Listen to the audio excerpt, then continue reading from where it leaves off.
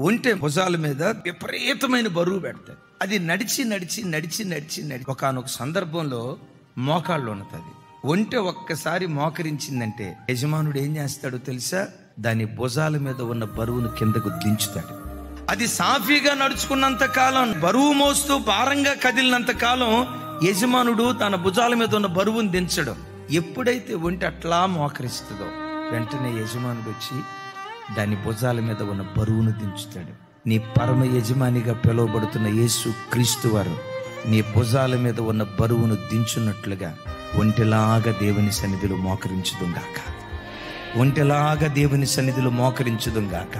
ప్రార్థన విషయంలో నువ్వు నిశ్శబ్దమైతే నీ జీవితంలో దేవుడు కార్యాలు చేసే విషయంలో కూడా నిశ్శబ్దమవుతాడు. నీ ఇంటిలో గణగణ గణగణమని ప్రార్థన ధ్వని మార్మోగుతూ ఉంటే పరలోకమందలి దేవుడు నీ పక్షాన పని చేయటం ప్రారంభించును గాక.